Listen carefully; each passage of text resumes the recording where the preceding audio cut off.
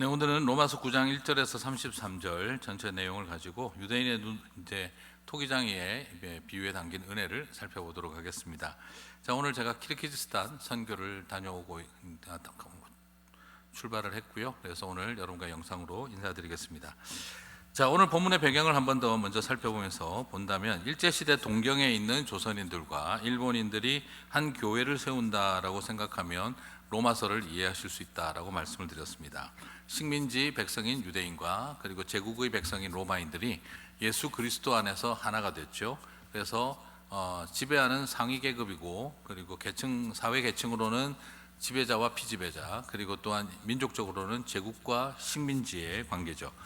자, 그리고 유대인들은 로마에 의해서 이제 그 노예로 끌려와 있는 상황. 그런데 그들이 같이 민족적인 적개심과 그리고 계급적 적개심을 가지고 서로 갈등할 수 있는 사람들이 한 교회를 이룬다. 이건 참 쉬운 일이 아닌 것이죠. 그러므로 이 둘 사이에 미묘한 긴장을 불보듯 합니다. 유대인들은 여전히 선민의식과 율법주의를 내세우고 있고, 그런 의미에서 우리는 영적으로 우월한 자다 하는 자긍심이 있었고요. 반면에 또 이방인들은 우리가 힘을 가지고 있다. 그리고 또한 니네들이 어떻게 하나님을 믿는다면서 예수님을 십자가에 못 박느냐. 그들의 철학과 그리고 문화와 그들의 강대한 그 군사력과 시스템을 자랑하고 있었죠. 자, 서로가 서로를 바라볼 때 마음이 썩 편하지 않았을 것입니다. 그러나 우리 지난번 로마서 이제 1장에서 8장 할 때 그 마지막 8장을 보면 얼마나 감격스럽게도 모두가 다 복음 안에서 하나가 될 수 있는지를 살펴보았습니다.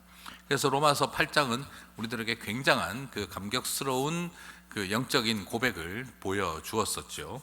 자, 그래서 이제 이렇게 은혜가 넘치고 특별히 이방인들이 정말 은혜를 받는 그런 상황이 될 때 은근히 마음 한구석에 캥기고 걸리는 사람들이 생기죠. 그게 바로 유대인 그리스도인들이었습니다. 바울은 이 유대인들에게 왜 이런 일이 일어나게 되었는가, 왜 더 이상 유대인만 선민이 아닌가, 왜 이스라엘 사람들만 구원받은 백성이 아니고 하나님은 모든 이방인들을 선택하셨는가 하는 이 하나님의 이 선택과 예정에 대해서 설명해야 될 필요성이 있었습니다. 왜냐하면 유대인들 속에 의문이 계속 있는 거예요. 왜 하나님은 선민인 우리 유대인들을 구원하지 않고 일부만 예수님을 믿게 하고 그리고 나머지는 저 유대주의에 그대로 있도록 방치하고 계신가? 그리고 어떻게 저 할례 없고 율법 없는 이방인들을 택해서 하나님은 당신의 백성들이 되게 하실 수 있는가? 사실 뭐 일어나고 있는데 결과는 있고 현실은 있는데 이 이유를 모르겠는 거예요. 자, 이런 어떤 의심을 가진 이방인들이 아니라 이 유대인들에게 사도 바울은 오늘 이 메시지를 통해 설명과 도전을 하고 있는 것이죠. 자, 그래서 오늘 본문은 유대인들의 가슴 속에 있는 이 질문에 대한 대답으로서 바울은 그들의 마음에 대해서 구약 성경에서 있었던 그 많은 일들에 대해서 주석을 달아주고 있는 것과 같습니다. 자, 유대인들은 구약을 이해할 때 모든 것을 도매급 선민 사상으로 이해해 왔었죠. 구약의 모든 사람들은 하나님이 선택하셔서 우리는 모두가 다 선택받은 이스라엘 사람들이 되었다. 자, 그러나 그리고 이방인들이 그러면 이제 어떻게 이방인들이 선민이 될 수 있는가에 대한 의문을, 이것을 구약을 예를 들면서 오늘 바울은 설명을 하고 있습니다. 놀랍게도 이것은 예상 밖의 일이 아니라 구약 성경부터 있어 왔던 일이고 이것은 예언대로 된 일이다 하는 것을 사도 바울은 강조하는 것이죠. 뭐가요? 유대인들이라고 다 구원받은 게 아니고 일부 유대인들이 구원받고 많은 이방인들이 구원받는 일이 구약의 흐름과 생뚱맞게 튀어나온 스캔들이 아니라 이것은 하나님이 이렇게 구원하는 일은 구약시대 때부터 이어져 왔던 일들이 완성되고 성취된 것이다 하는 걸 보여주고 있는 것이죠. 자, 이것은 결국 뭐냐면 선택과 예정의 교리, 이것이 하나님의 즉흥적인 자기 마음대로 내 마음대로의 이야기 논리가 아니고 오히려 이것이야말로 하나님께서 모든 사람들을 향해서 은혜를 베푸는 일이지 괴팍스러운 우리 하나님의 그 굉장히 독특한 취향에 따라 마음대로 선택하는 이야기를 정당화하는 말이 아니라는 겁니다. 자, 무슨 말이냐? 바울의 도전은 바로 그거예요. 유대인들에게 구약을 좀 자세히 읽어보세요 하는 이야기입니다. 정말 이스라엘이라고 도매급으로 다 무조건 구원받은 게 맞습니까? 하는 질문을 던지는 거예요. 그래서 구약을 보면서 어떻게 모든 유대인들은 다 선민일 것이라고 도매급 구원론을 말할 수가 있습니까? 구약을 보게 되면 이방인들도 선택을 받아 구원을 받을 것을 예언하고 있었고, 그리고 또한 그러므로 로마인들이 구원받는 일이 생뚱맞은 일이 아니라 말씀대로 되는 일입니다. 그리고 모든 유대인들이 도매급으로 다 구원받는다라고 나와 있지 않습니다 하는 것이죠. 자, 그런 의미에서 6절과 7절을 살펴보도록 합시다. 그래서 로마서 9장 6절과 7절은 그 점을 보여주고 있지요. 그러나 하나님의 말씀이 패하여진 것 같지 않도다. 이스라엘에게 난 그들이 다 이스라엘이 아니요 또한 아브라함의 씨가 다 그의 자녀가 아니라 오직 이삭으로부터 난 자라야만 네 씨라 불리리라 하셨으니. 자, 이게 무슨 말이냐? 구약 성경은 신약 시대에 와서 안 맞다, 패하여졌다, 그렇게 말하지 말라 이 말입니다. 오히려 구약 성경대로 신약 시대에도 이루어졌다 이 말인 것이죠. 그게 하나의 예를 든 것이 바로 무엇입니까? 아니, 그 이스라엘에게서 난 사람들이 다 이스라엘 영적인 이스라엘이더냐? 즉, 이것을 좀 다르게 표현하면 육적 이스라엘이 다 영적 이스라엘이 맞더냐 하는 질문인 거예요. 아브라함의 씨가 다 주님의 영적 자녀의 역할을 걸어가더냐 하는 거죠.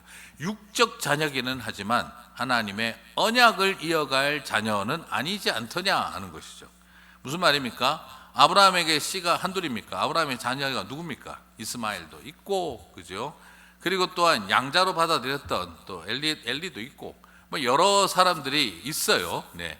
그런데 또 그 외에 나중에 그 다음에는 아브라함이 사라가 죽고 난 다음에 첩을 들여서 또 아들과 딸을 많이 낳았죠. 근데 여러분, 무슨 말입니까?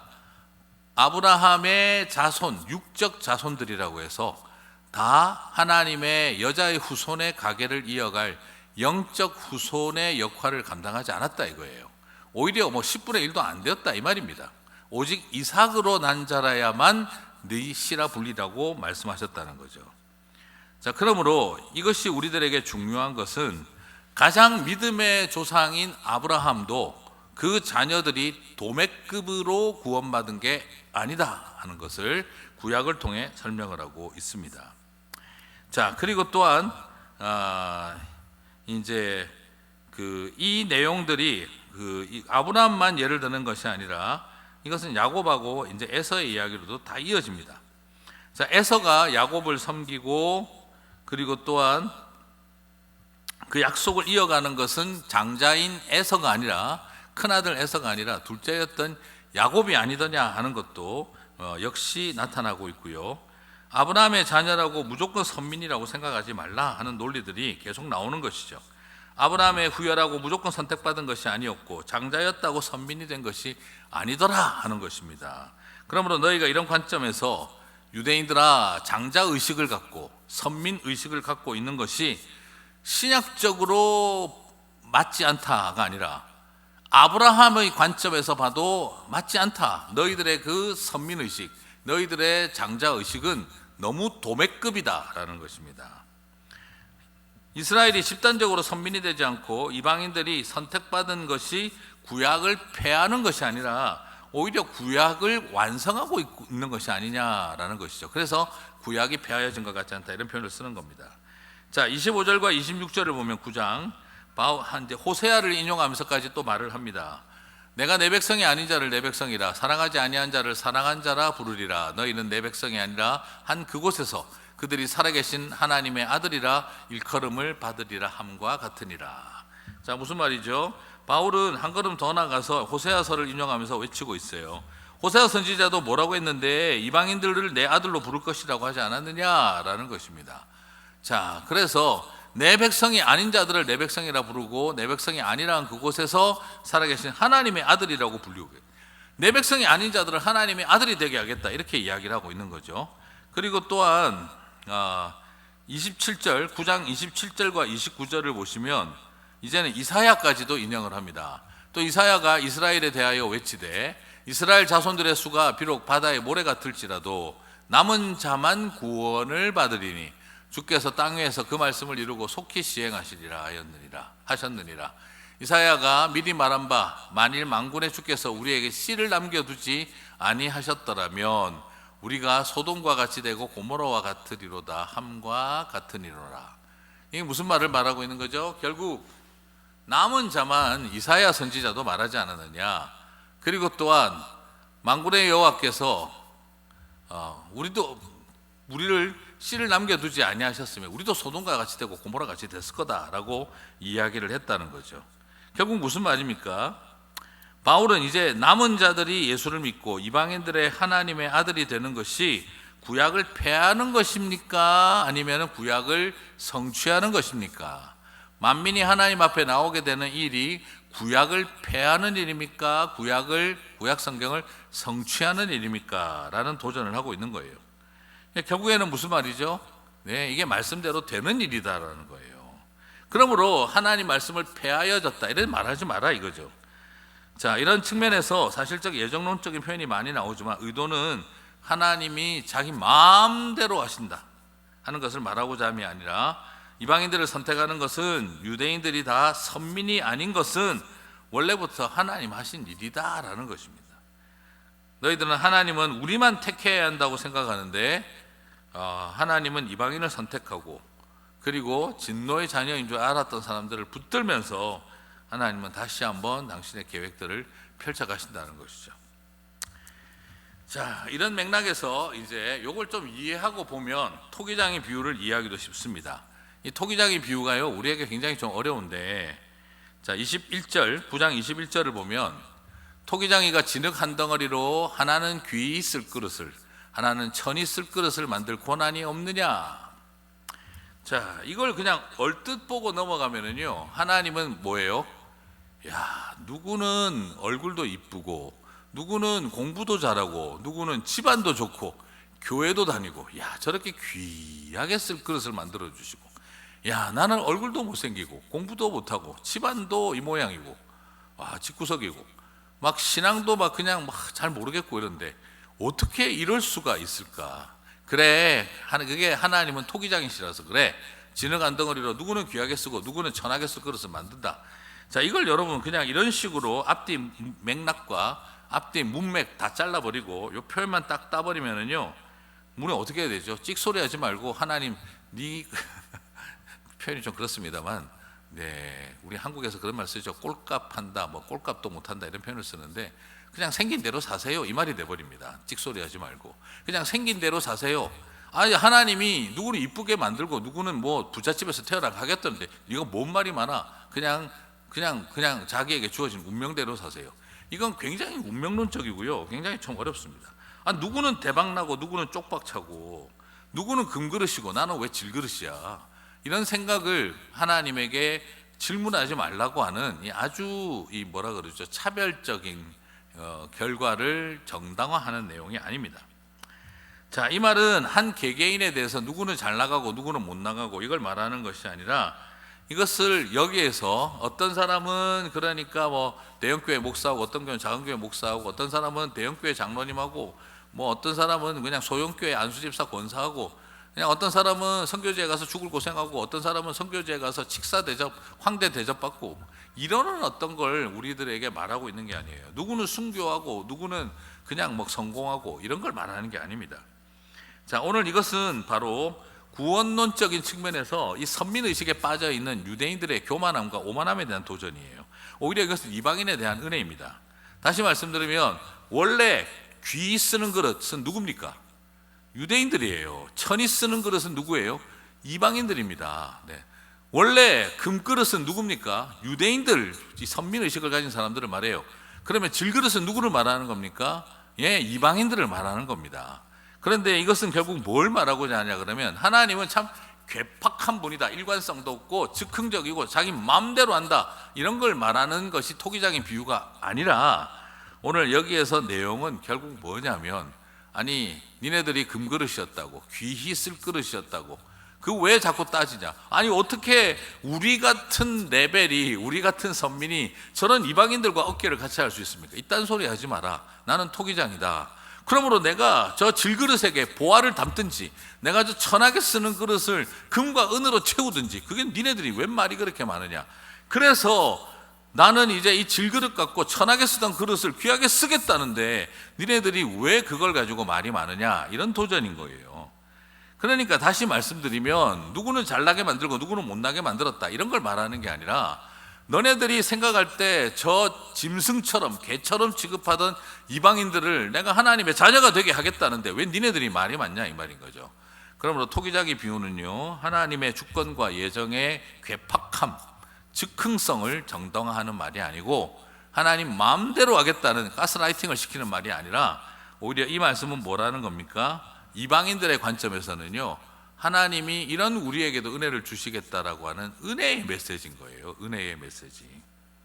자, 그래서 로마서 9장의 예정의 이야기는 하나님의 주권에 토달지 말고 찍소리하지 말고 하나님의 독재적인 결정과 그 하나님의 마음대로 이 신앙을 그냥 무조건 순종하라를 가르치고 있는 내용이 아니라, 그리고 우리들에게 딴소리하지 말라는 것을 말하는 것이 아닙니다. 오히려 유대주의의 선민의식에 가득 차서 하나님이 이방인들을 구원하겠다는 것에 대해서 컴플레인하고 불만하는 유대인 종교인들에게 이제 종교적 사고를 멈추고 복음으로 풍성한 삶이 되어라, 그걸 말하기 위해서 토기장의 비유가 귀하게 쓰는 그릇, 천하게 쓰는 그릇 이야기를 꺼낸 것입니다. 자, 그러므로 구약을 폐할 이유도 없고 신약을 폐할 이유도 없다, 이 말이죠. 그러므로 이방인인 우리에게 지금 이 본문은 어떤 의미를 갖는 겁니까? 와, 이제 질그릇 같은 우리에게도 금은 보화를 담게 하신 하나님의 은혜를 보게 만드는 것이죠. 낮고 천한 우리들을 주님은 당신의 나라에 이 선민 이스라엘만큼 귀하게 여기신다는 것을 우리들에게 보여주고 계신다는 것이죠. 자, 그래서 이것은 유대인 입장에서 할 말 없도록 입을 탁 막으시고 우리에게 어떻게 은혜가 구약의 예언대로 흘러왔고 되고 있는지를 보여주고 있는 것입니다. 사랑하는 성도 여러분, 저는 그런 의미에서 토기장이의 비유의 하나님을 찬양합니다.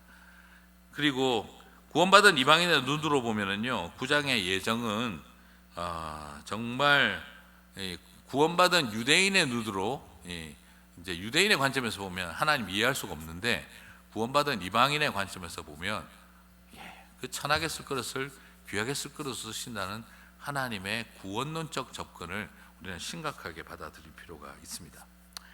자, 하지만 이런 말을 하는 사도 바울은 속이 편했을까요? 자기도 이방인의 사도지만 사실은 사도 바울이 누굽니까? 유대인 아닙니까? 유대인. 자기 동족의 그 아픔을 위해서 얼마나 가슴을 친 사람이에요. 자, 1절과 3절을 보니까 내가 그리스도 안에서 참말을 하고 거짓말을 아니하느니라. 자기나 정말 나는 거짓말하는 거 아니다. 나에게 큰 근심이, 큰 아픔이 있는 것과 마음에 그치지 않는 고통이 있는 것을 내 양심이 성령 안에서 나와 더불어 증언한다. 사도 바울이 얼마나 답답한 마음으로 그 집을 내는지 보게 되죠. 나의 형제 곧 골육의 친척을 위하여 내 자신이 저주를 받아 그리스도에서 끊어질지라도 원하는 바로다. 이게 무슨 말입니까? 사도 바울은 나는 그냥 영적으로 죽어도 상관없다. 우리의 믿음의 형제 자매들이, 우리 이스라엘 형제 자매들이 구원받는 일, 골육의 친척들이 구원받는 일을 위해서라면 나 하나 쯤은 죽어도 상관없다 하는 이런 마음을 가지고 있는 거예요. 자, 그런데 실제로 어떻습니까? 실제로 우리가 살아보면 정말 이게 사랑하는 사람들의 이 신앙을 잃어버리고 떠나는 걸 보는 게 너무너무 고통스러운 거죠. 바울은 그 이야기를 하고 있는 거예요. 그래서 자신은 이방인의 사도지만 누구보다도 유대인을 향한 긍휼의 마음이 크다는 겁니다. 자, 그래서 뭐라 그럴까요? 이제 그런 마음 때문에 이스라엘을 폄하하고 룩다운하는 게 목적이 아니었다는 것을 그는 미리 밝혔던 거예요. 그러므로 오늘 9장의 전체 내용이 여러분 결코 유대인들을 룩다운하고 싫어하고 배제시키려고 하는 것이 아니라는 걸 보여주고 있어요. 그래서 다만 이제 부탁은 그것입니다. 이스라엘 사람들아, 그대들은 구약시대 때 얼마나 선민으로서 축복을 다 누렸냐, 응? 이스라엘은 얼마나 많은 칭찬을 받았냐. 그러나 이제는 좀 제발 과거에 묶여있지 말자. 새로운 시대를 펼쳐가는 하나님의 역사를 우리 안에 만들어내야 되지 않겠느냐. 교회가 언제까지 과거에 발목 잡혀 있겠냐, 이 말인 거죠. 사랑하는 성도 여러분, 우리도 마찬가지예요. 우리도 그냥 옛날에 말이야 우리가 옛날에 이랬는데 하고 자꾸 거기에 붙잡혀 있으면 어떻게 되죠? 나올 방법이 없어요. 그냥 비본질적인 우리의 전통이 모든 것을 삼켜버려요. 자, 그래서 오늘 우리가 새로운 시대를 열어가는 하나님의 역사를 위해서 과거에 묶여 있지 말고 계속되어지는 연속성 있는 도전을 하라는 거죠. 그래서 비록 내가 이스라엘을 너무나 사랑하지만 과거형으로 새로운 교회의 시대를 이끌어갈 수 없다 하는 것을 명확하게 인식하자는 것입니다. 자, 이 모든 것은 결국 유대인들로 하여금 새 교인들이 로마 교인들을 잘 이끌어가고 하나님의 뜻을 펼쳐가라는 교회론적인 도전이 있기 때문에 가능한 것입니다. 자, 오늘 저와 여러분이 이제 이 9장을 살펴보면서 만약 교리만 가르치는 그 목적만 하고 있다면 그것은 지적인 작업이고 그것은 교회론적인 목적 때문입니다. 그래서 유대인들로 하여금 자신들의 갇힌 생각을 벗어나서 새 교우들인 이방인들과 함께 아름다운 교회에 세워갈 수 있도록 그 마인드셋을 재조정하는 일이 바로 사도 바울이 끝까지 노력하고 있는 일이었다는 것을 살펴보실 수 있지 않을까 싶어요. 자, 그래서 오늘 여러분이 내용을 살펴보면서 우리 안에 가득할 수 있는 이 바리새인들과 유대인들의 이 누룩들을 잘 경계하고 어느 틈에 만들어 놓은 우리들만의 그 전통과 의식들 거기에 너무 매몰되지 말고 어떻게 하면 살아계신 하나님과 더 민감하게 만날 수 있을까를 고민하는 그런 운동들이 되었으면 좋겠습니다.